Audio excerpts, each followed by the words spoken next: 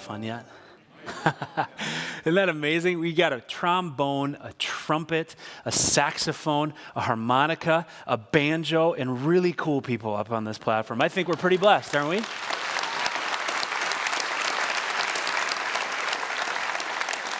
They can't see us, but they can hear us. So thanks for joining me in celebrating our friends and their gifts. But man, what a great series this has been. For me personally, it's been really inspiring, and I've learned a lot. And I've begun to take some even clumsy steps of putting it into practice. I'm so grateful for Joel and Dave and Sammy and Josh and what they've brought. And I get the opportunity to kind of bring it to a close here. And I want to say this before I begin. I really believe that the next 27 minutes that you and I have together are nowhere near as important as the next 24 hours of our life. Because what we want to do today is really center in and remember God's calling of us and move from intention into action, fully engaged, devoted into what we have. Because I believe that out there, outside these doors, there's an invitation from God that awaits you. And there's an invitation from God that awaits me to bless people with the love of Jesus Christ. And we get the opportunity to choose as we step into that. And so today really is decision day. Are we in or are we out? Will we do this with God's help, or perhaps will we not? And I want to start with a question. And if you've not taken out your teaching notes, I want to invite you to do so and take some notes if you would find that helpful here this morning. And the question is this: what's God's favorite word? Well, I don't know. I just want to ask the question. I think it's helpful for us to play with that a little bit, because I think my guess is that at least a couple of God's favorite words reside in Genesis chapter 12. This has been the undergirding for the whole series. I want to read this for us here this morning. It's printed in your program as well as it'll be on the screens in just a second. The Lord had said to Abram, "Go from your country, your people, and your father's household to the land that I will show you. I will make you into a great nation, and I will bless you. I will make your name great, and you will be a blessing. I will bless those who bless you, and whoever curses you I will curse, and all peoples on earth will be blessed through you." So Abram went as the Lord had told him. As we read this, we hear a couple commands. The first that we hear is go. God says it to Abraham. He says it to his followers. Jesus says it to his disciples, and then it echoes throughout the ages to us in the scriptures. This is the summary of where God calls us to go. He says, go from your country. Go to the lost sheep. Leave the 99 that have been found and go to the one that is lost. Go to the street corners, to the alleys of this town, and invite anyone that you can find. Go to all nations, make disciples, and bless. Go into all the world and share the good news. Go here, go there, and go everywhere. And by the way, as you step, every one of those steps, I'm right there with you. That's God's call to us. So go. Step out and trust in me and do something maybe that you've never done before to be a blessing. The second command that we see in that text is bless. God said it to Abraham. He said, "I will bless you and your descendants. You'll become a mighty nation. And every person on this earth will be blessed through you."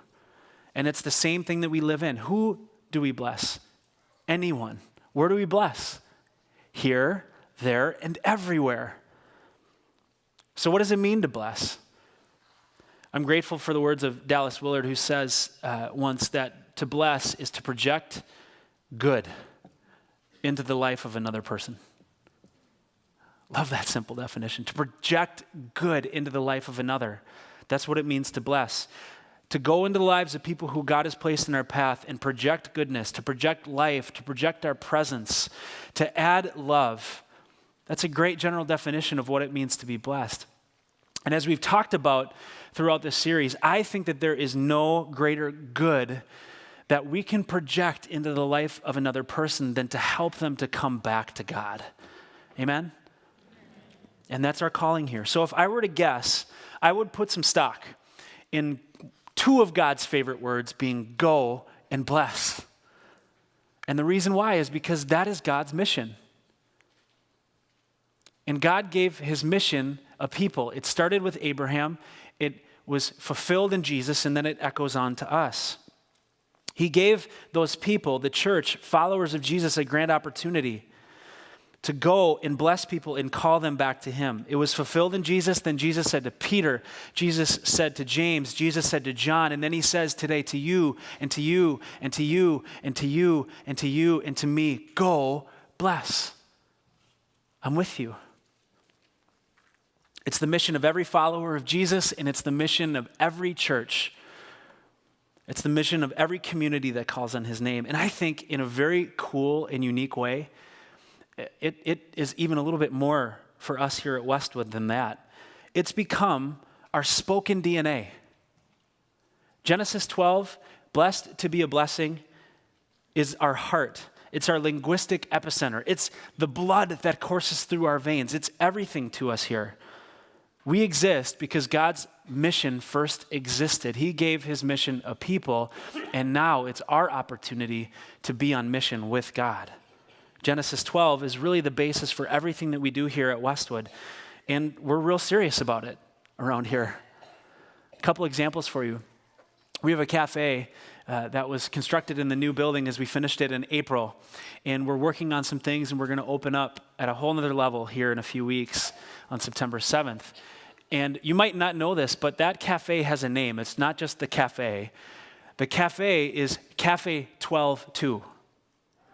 Now, we didn't do that to be cute with numbers. We didn't do that to try to confuse you with a well-known highway in our community. We did that so that every time I or every time you go and get a cup of coffee, a bottle of juice, a smoothie, a scone, whatever might be there, that you and I will be reminded that we are blessed to be a blessing, and it's not an accident. God has given us a great opportunity. We even have a company that provides us with coffee that we brew there called City Kid Java. And City Kid Java exists so that money will be given to programs to reach youth that are disadvantaged and challenged in the Minneapolis area.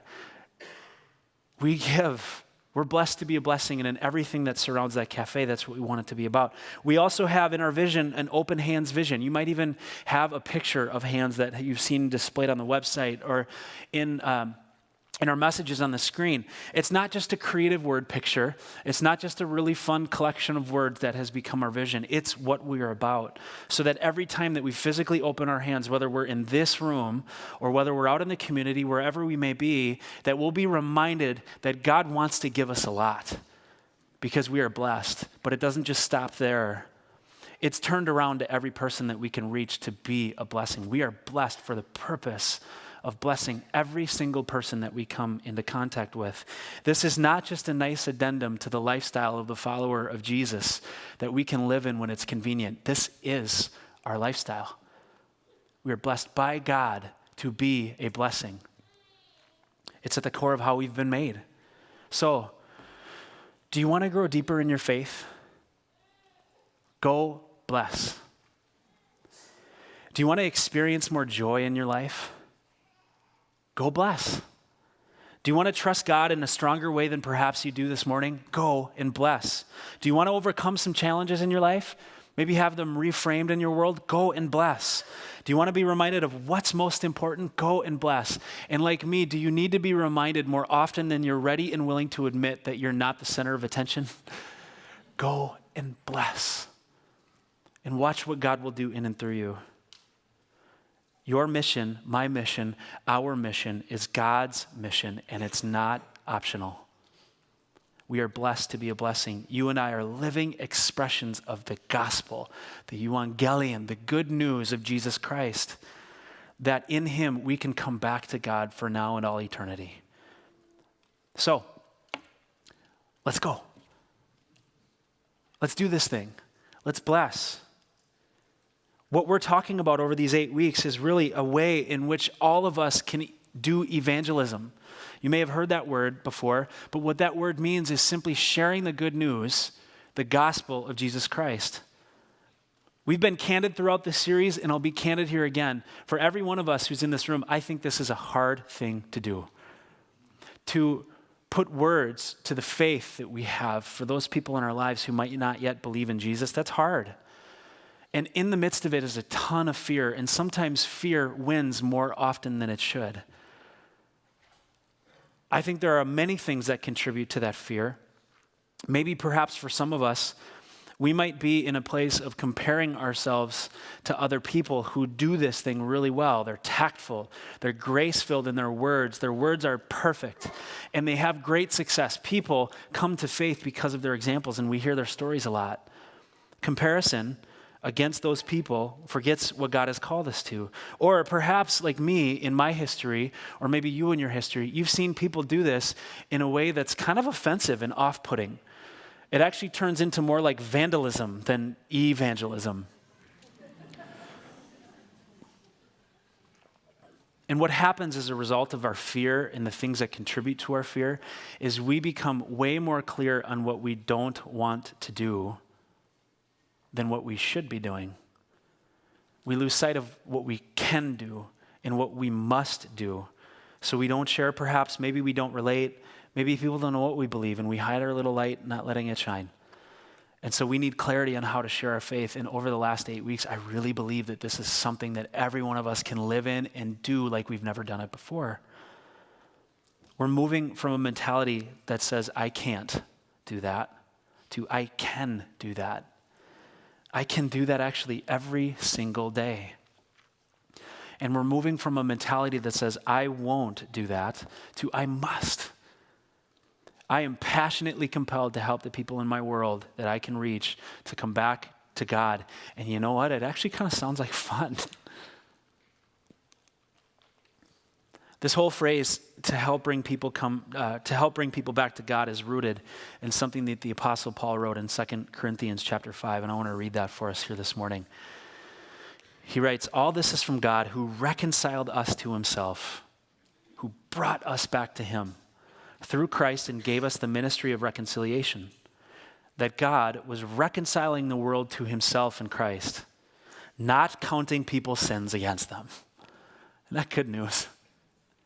And he has committed to us the message of reconciliation. We are therefore Christ's ambassadors, as though God were making his appeal through us. So what this is telling us is that every average, ordinary little boy, little girl, grown man, and grown woman that is all filled with complexities, gets it right, gets it wrong, and just does life in a way that sometimes works and shows Jesus Christ and other times might not. We are the means through which God accomplished this. And it is absolutely fascinating and amazing that he gives us that invitation. And we can step into it every time. So if you are a follower of Jesus that is wondering what your default action can be when it comes to sharing your faith and becoming a blessing, here it is. Go and bless. Go bless. Even though you don't have it all figured out, go bless and watch what God will do as you do. Step out in radical faith and trust in something that you didn't know that you were capable of doing. As we go, I think it's really important for us to remember who is God when we bless, when we do our best job to help bring people back to God. A couple of things I want to share with you. First of all is this: God is already there. And I worked for a couple summers in my college years with a short-term mission organization that's based here locally. And I was in the rural areas of West Virginia, a place of the country that I always have just had such a great love for since that time. And we would work with high school students. High school students from churches like ours would come from all over the country, and about 60, 70 kids would be there, and we were part of the staff that helped facilitate that. And I remember one group coming, and they had this little mantra with them, and their mantra was, "We are bringing Jesus to West Virginia." And I said, "No, you're not. Jesus is already here. If Jesus isn't already here, take your t-shirts, stop at Six Flags, turn back around and go back home, and stop at Dairy Queen on the way back. Because if Jesus isn't here already, we're all sunk, by the way." God is already there. We're meeting God in what he's already doing, which, by the way, you and I have no idea what God is already doing in the lives of people that we are attempting and seeking to reach with his love. Distance from God in the life of a person who you love and care for does not imply a lack of interest in him. People are interested in our day and age, very fascinated with spiritual conversations, and I would say that they're interested in knowing about God, and they need us. They need people who, to the best of their ability, getting it right sometimes, getting it wrong other times, share and bless and love and help people to come back to him. We are not responsible for saving people. That's God's job. We just get to join him on that adventure. He's already there. Secondly, I think he's cheering us on. I think God is cheering us on way more than we want to believe. And I think God takes a great amount of joy and pride in us when we step out. I've been reminded of this in real tangible ways through being a parent. We have 2 kids in our home, young kids, and we're in a small group with 4 other couples. Some of them have kids, some of them don't. And my friend Ellen told a story this last Wednesday night that just fascinated me. She and her husband, Lauren, live in Chaska. They have 2 kids. One of them, they have a daughter named Grace who's 2 years old. And Ellen has begun to invite Grace to help her to make dinner. Have you ever made food with a 2-year-old? That's rowdy. It's a very imperfect process. But what Ellen does is she gives Grace all the ingredients and she coaches Grace on exactly what to do, and she watches and corrects her steps as things are flying all over the kitchen. And then when Lauren comes home and they have dinner together, the things that Grace says is, "Daddy, I made that." And there's this great pride that wells up from within her because she's doing something that she never did before. You want to know who's more proud though? Lauren and Ellen, her parents, because they're watching something happen that's absolutely thrilling. Someone who doesn't know exactly what it will look like, but stepping into something that they've never done before and doing it. I believe that that's God's heart for us. When we step out, he's given us all the ingredients. He's even promised us his presence to give us wisdom, to give us words, to give us thoughts. And God is there. We get to step in. And you know what? When we do, I think he stands up and cheers. And I think he's honored, and I think he's filled with a great amount of pride because we step into that. God meets us in it, and he cheers. And I really believe that if we knew that more, we would probably be way more prone to step into hard things. God's with us, and it honors him. It brings him great joy when we tell other people about the fact that we love him and that we've staked our lives in him. So, what's the plan? This is something that everyone can do. And we can say, I can do that. I want to run you through this acrostic that we've been using for the last 8 weeks so that we can all just be reminded and get really clear about what we're going to step into in the next few hours. A couple things that I want to say first. This is not something that we are going to put on the shelf after we are done with this series, to live in our archives of a really great 8 weeks that we had together. This is going to be something that we place at the very center of our missional heartbeat here. If you want to know what it looks like to be a missional follower of Jesus relating to people, I really believe that this is it. And I think this is going to ignite our community. And so one of the things that we want to make available to you and we want you to take home today is this booklet. This booklet is on, right by the doors as you exit the worship center. They're in baskets. And this booklet walks you through everything that we've talked through over the last 8 weeks.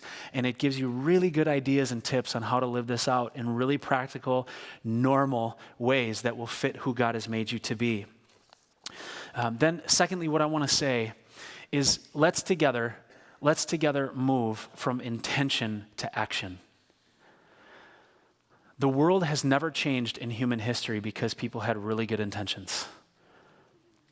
The world changes when people have been filled with really good intentions and translate that to the best of their ability into really great action. And so in the next 24 hours, I hope and I pray that you, in some sort of a tangible way, will live this out. So the B. The B stands for begin with prayer. It's the basis for everything that we do. It's our starting line. It's something that you can do even in the hours, in the moments that we share here right now. And what we're invited to do is to pray for specific people in our lives who may not yet believe in God by name for specific needs with a very specific intention within our hearts. We say, God, use me to bless, fill in the blank today in whatever way that I can. Would you bless them in a lot of other ways too? You know, as I got ready for this, knowing that I am my first audience, I recognized, and it was a little hard for me to do this, but I recognized that, you know what, I wasn't doing this in the way that I feel like God has prompted me to do it. And so what I did is I took a note card out of my work bag and I wrote down 4 names representing 4 people in my life that I think that God can use me to reach and help them to come back to God. And I began to pray with greater intention in the last 6 days than I ever have before. And you want to know what changed? Me. I interacted with one of those folks this past week, and there was something so radically different about me in that moment. They don't know that I'm doing this, but I listened differently. I was way more present, and I had this sense of anticipation that said, God, what are you doing? Let me join you. I want to join you in this in some sort of a way that goes beyond my ability to do so. So today, write down names, maybe even right now in your sermon notes. There might be people in your life that God has placed you specifically and intentionally that you might be able to aid them in coming back to God. And oh, what an experience that will be. And that may be even for you right now. One of the other things that I want to say about this, start with and focus and center on God using you and them coming back to God, but don't stop there. Pray for them in many, many different ways, that God would bless them with wisdom. Perhaps God would bless them financially. God would bless them in their relationships, in their marriages, in their families, if they're parents, bless them with wisdom to parent. All sorts of ways, not just for their salvation, because what we will do, friends, when we do that, is we will guard our hearts from allowing those people whom God loves becoming projects. People are not projects. People are people that God loves and cherishes, that he allows us the opportunity to be a part of. So pray for them regularly with intention and start today. Every one of us can do that in the next 24 hours. L is listen. We're called to listen to people, and we've been called to listen to places too, because places and culture tell us a lot about the people that we want to reach. And one of the questions that I want to ask here this morning is, as you have listened, maybe you've done that in the last 8 weeks, or as you do listen, are you fighting against creating judgments in your mind about people or what they believe? As ordinary, average human beings, you and I are prone to evaluate. We're prone to compare ourselves against others. We're prone to judge people because it's human. But we're not supposed to stay there. We're supposed to fight against that. And if we do that, it will impede our listening. So are you fighting against that? It will allow us, in a way that we've never done so, void of judgment, to see people the way that God does. There's this fascinating experience in the Gospels when this guy runs up to Jesus and he says, Jesus, son of David, have mercy on me. Now remember, Jesus is the Son of God, fully human, knowing the hearts and the needs of people before they even ask or put words to it. And Jesus says, what do you want me to do for you? As if he didn't know. I just find that so fun and fascinating that he did that.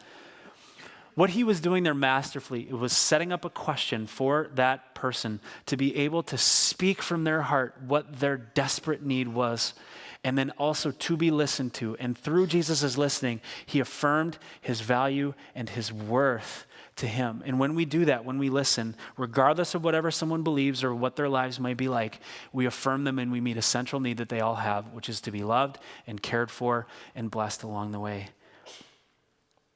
You might need questions if you're going to listen. You might need to ask things like, tell me about your childhood and growing up and what your family was like. Did you ever go to church? Or you might even, when the context is right, need to ask them, what do you believe? What are the things that you hold true to? How will you listen this week, my friends? How will we do that together? The E is eat together. It's my favorite, without a doubt. And I trust that there's people in this room that join me in that favorite. I like to eat. That's the first reason why it's my favorite. But secondly, everyone eats, right? It's common to every single human being on this planet. Now, if I had my way, the acronym would be BLGSS, and that stands for BLGSS. And the G is golf together. But not everybody golfs. Everybody eats, and we can all eat. You could eat after your round of golf if you choose to do that. Eating together, the reality here is when we eat together, we cross a line, perhaps with people who we know and our acquaintances, into something way more deep. If you go home today and you, as you should, wave to your neighbor and smile and you know them as an acquaintance, maybe you have brought your garbage cans out together and said, hey, good to bring the garbage out with you. When you say, you know what? I just want to get to know you and your family. Would you come over to our house on our deck? We're going to grill tonight. Grill tonight and do it, some of you, and invite them. You're going to cross a line between being an acquaintance into something much more deep, and you will open up opportunity there that never existed to just be in life together with other people as you listen. Keep it simple. In this booklet are great simple ideas. Is there anyone in this room this morning that's prone to making meals more complicated than we need to? Anybody honest? I see a couple hands. Thanks for your honesty. You know, sometimes that's needed. Sometimes it's really good to prepare well, to put the fine stuff out, to organize food, to give it dressings, whatever it might be. But sometimes that creates a level of stress in our homes that keeps us prevented from being present to people. So this week, if you're prone to make it more complicated than you should, invite somebody to come over, order pizza, get a green leafy salad, get some salad dressing, fill some glasses with water. And for some of you in the room this morning, I dare you to eat directly out of the Domino's box. You'll be present to people. And one more thing about eating together. I, in my life, have recognized that I'm very far, way too prone to say, you know what, we should really get together sometime. And I never do it. Why do we do that? If you're like me in that, I trust I'm not alone. This week, when you have that thought cross your mind, say, when can we get together? Let's get our calendars out and make a plan. Do it. You won't regret it. God will be there with you and people will know that you care. The next is serve. I love how Sammy said a couple weeks ago, to serve people in the name of Jesus means to do small things with great love. It doesn't need to be complicated. You can do this, whatever it might mean. We're called to serve with proximity to the people that are close to us. We're called to serve with a sensitivity and a perception to what their needs are. So here again is some ideas. Keep it simple. Maybe you know that a neighbor and their family are getting back from a week-long vacation right around dinner time. Or maybe you know someone that's just getting back from a work trip that's getting back right around dinner time. To come home, especially with young kids, when you're hungry and there's nothing on the table, you've been gone for a long time, that's the worst moment possible because you know that it's going to be chaotic, you know that it's going to make a big mess. What if you knew that, got on Domino's.com, I don't know why I'm talking about pizza so much this morning, but you got on Domino's.com, entered in their address, paid for their pizza, sent it to them without telling them. Can you imagine the moment when they open up the doors at that exact time and they see the Domino's guy? Who sent this? I need to know. Who is this person who would do something so crazy and fun and cool? Keep it really simple. It's as simple as that. Also, too, I think as followers of Jesus, for people who are close to us, we're given opportunities, especially when life gets hard. When tragedy strikes someone, when tragedy strikes a family, may we never say, if you need anything, call me. Because they never will. They never will call us when they're in hurt. Just go and bless. Go and bless. Do something simple. Leave a meal. Don't be too intrusive, but a card and a meal, maybe pick up their lawn, mow their lawn, or do something. If you go and you bless, there's almost 100% chance that they will not be offended. If you're too much, as long as you don't do something that's weird, they won't be they won't be offended by it. They'll be blessed because they know that you care. So when hard stuff strikes, guys, go and bless. Don't wait for them to ask you. Do small things with great love. Then last, share your story. You know, our culture is every day getting more difficult to share our faith in Jesus Christ and to put words to it. But the reason why it says share your story is because in our culture, no one can argue with your personal experience because it's yours. But what we know to be true is that our stories are not just any longer our stories. Our stories are God's story through us. And there's a God-sized nature to our stories that people should hear. So my question is this: have you put your story on paper? Josh Miller last week gave us a great structure. What was your life like before Jesus? What was your life like as you met Jesus? And what was your life like after, and how have you changed? And that simple grid can help you to prepare what your story is like. When I work with our Faith Story guests here at Westwood, I have yet to have someone not say, I am able to share my faith story with people who don't know Christ in a way better way than I was before I put it down on paper. So maybe for some of us in the room, in the next 24 hours, God's calling for you is to put your story down on paper. It's not going to be perfect. You're not going to be satisfied with your first draft, but just do it. There's going to be nerves involved when we share.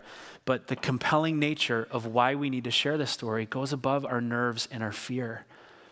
And we really ought share the greatest news in the world. You know, I had this really interesting experience a few years ago. I was in student ministry, and all of a sudden, out of nowhere, my social media feeds just blew up with a story. And I got text messages from students because Chipotle on Halloween offered free burritos to anyone who had tinfoil on their body. You mean I just need to get some Reynolds wrap and walk in the door? They've wised up since then. They don't do that anymore. Can you imagine the loss that they had that day? But people everywhere were saying, Brian, you got to hear the news. Put tinfoil on and go to Chipotle to get a free burrito. And it was good news.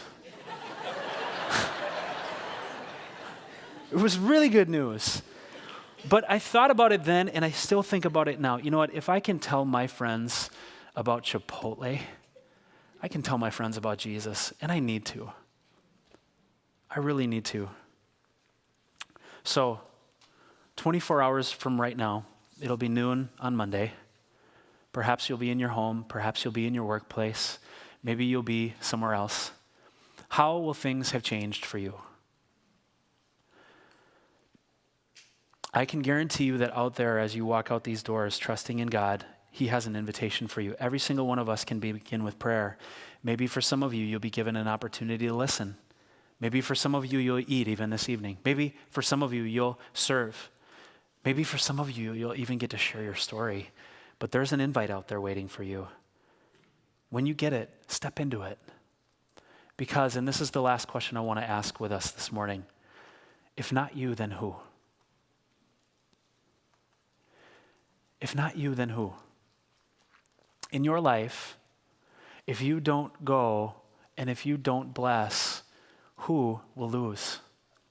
God has sent us, every one of us, and we're invited to trust Him as He stands up with us, giving us everything that we need, cheering us on. I'm going to invite our band to come back up here, and we're going to sing together. The song that we're going to sing you may not be super familiar with, but Ben's going to walk us through the words that are in the chorus so that we can sing them with one heart and one mind. As they come, I want to just bring us back to Genesis 12 again. You remember Abraham and the call that God gave him? He said, go from your country, just go. And I'm going to bless you so that you can bless people and all nations will be blessed through you. In Genesis 12, in the first part of verse 4, it said, so Abraham went as God told him. May it be said that the people of God at Westwood Community Church were blessed by God to be a blessing, and they went as God had told him. As we sing, let's make this our prayer. And as we sing, let's make this our declaration to God and to each other that we are going to hear God's call and go and bless. Let's stand and sing together.